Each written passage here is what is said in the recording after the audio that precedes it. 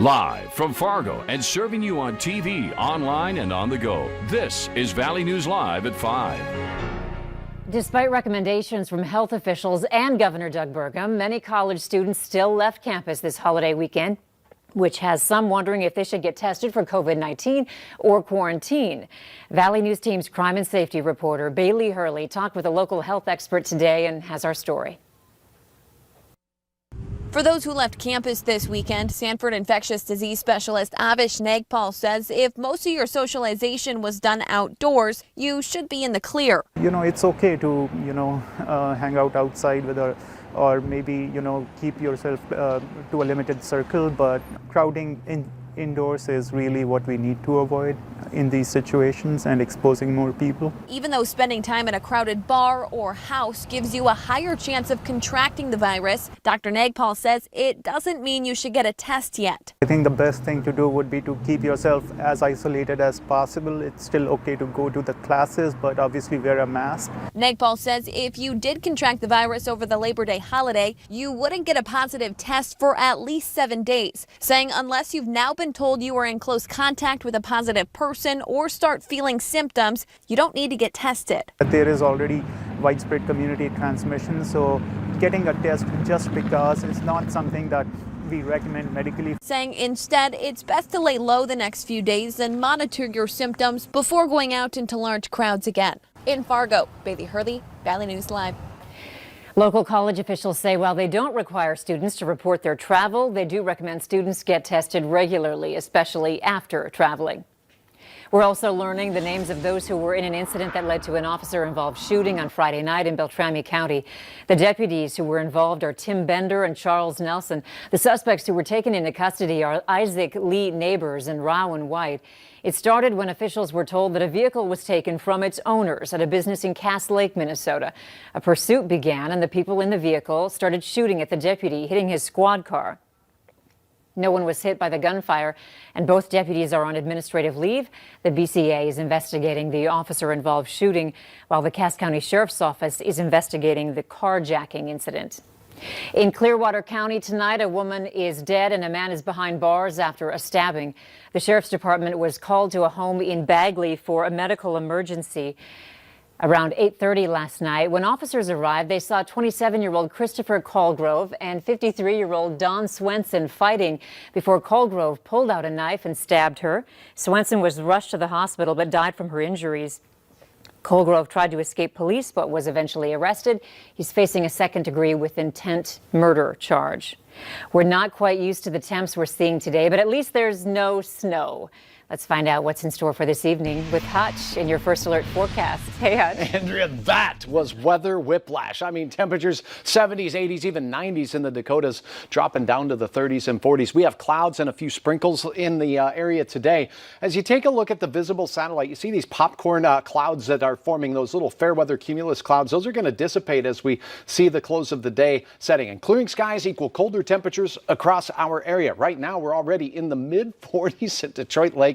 Elsewhere near 50 degrees with dew points in the 30s and even 20s out west. That means the air is extremely dry, and if it clears and calms tonight, we will see freezing temperatures. Jamestown to Detroit Lakes and points north. A freeze warning is in effect. That includes the James River Valley down to Oaks and Ellendale. Elsewhere down to the south, a frost advisory where there are some high clouds that will linger overnight, and you want warmer temperatures, be a fan of clouds. Those will help keep you a little milder, like a blanket. In Fargo tonight, I think we'll see the clouds you see on your screen there clear out after sunset. Temperatures in the 30s. As we go into the overnight, we will dip down to freezing. So, Andrew, if you have plants that you want to protect, maybe cover them up or bring them inside because it looks like a chilly one. I'll have details on exactly when we warm up here in just a few moments. All right, thanks, Hutch. You bet. A man is behind bars tonight after state troopers busted him for speeding on I-94 and trying to get away from them. The Highway Patrol says when they tried to pull over a driver near Valley City late last night, he took off on what ended up being a 48-mile chase. They flattened all 4 of his tires with stop sticks, but he was still going at least 15 miles per hour. A trooper finally stopped the vehicle northeast of Valley City using a pit maneuver and arrested 27-year-old Austin Muck for reckless endangerment, driving under suspension and fleeing. A female passenger was also arrested for an outstanding warrant. An internal investigation is underway following the DWI arrest of a Cass County deputy. Officials say Deputy Alicia Edisvold was arrested by the Breckenridge Police Department shortly after 2 Sunday morning. She's been with the department since May 2020, and her current assignment is a non-licensed correctional deputy at the jail. Edisvold was placed on paid administrative leave as the internal investigation moves forward. Authorities have released more details surrounding the Mapleton man who set fire to a bridge in Dent, Minnesota, allegedly over the weekend. It happened near Star Lake Sunday night. Neighbors say 43-year-old Ryan Johnson of Mapleton set a bridge on fire off of Highway 41 because someone hit his dog.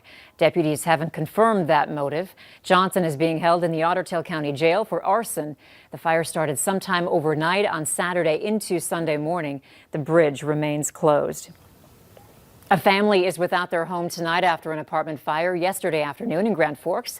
It started around 3:30 in the 800 block of 4th Avenue South. No word yet on how it started. The Grand Forks Fire Department says there was significant damage to one of the units, displacing a family. No one was hurt.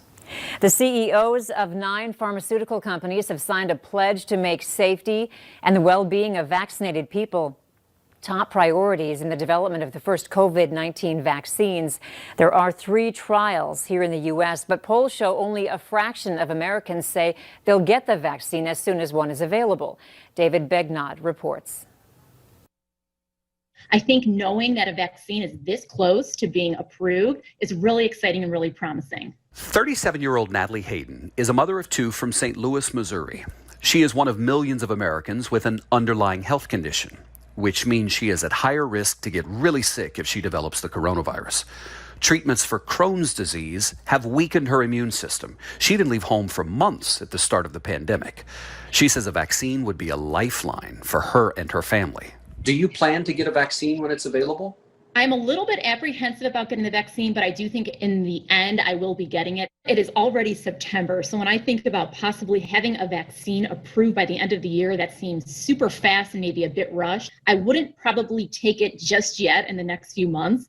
Natalie is not alone in feeling that way. Americans are growing increasingly skeptical about a potential vaccine. The latest CBS News poll shows that just 21% say they'll get the vaccine as soon as one is available. That is down from 32% in July. But experts say the science behind the vaccine has been very sound. It has gone incredibly fast, but it's been done with integrity. That is Dr. Ashish Jha, Dean at Brown University School of Public Health. He's worried that months of hard work on vaccines could be compromised by political pressure being placed on the FDA and by campaign politics affecting people's attitudes about vaccine safety. Our national response to this pandemic has not been stellar on so many different levels.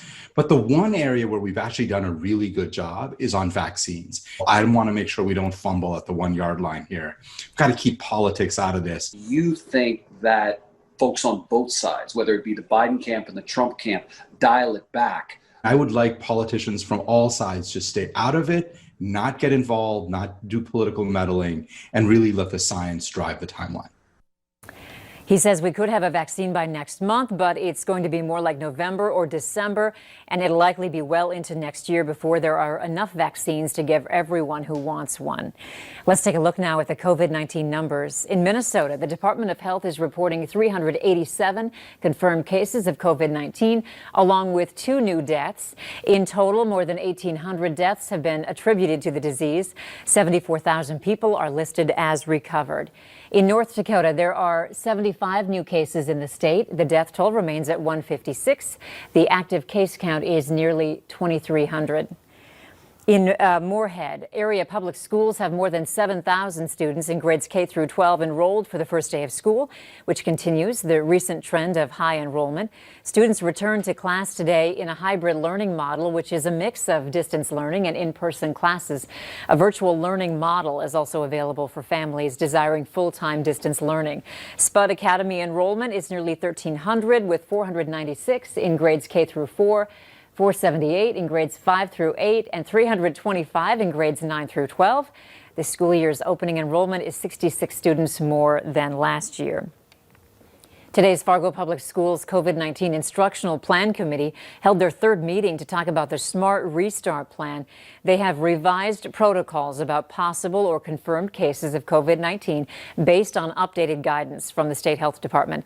They have also updated information from Nutrition Services and the definition of hybrid learning for middle and high school students. The committee said it's working to provide at least a 2-week notice before making a change in the level for Fargo Public Schools. The decision on September 21st will begin on Monday, October 5th. Crews are dodging flames to rescue dozens of people trapped in California wildfires. A look at the ongoing battle there is still to come on Valley News Live at 5.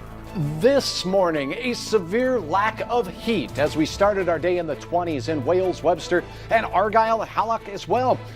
33, your morning low temperature here in Fargo. I'll have details on exactly when that warmer air returns to the valley right after this.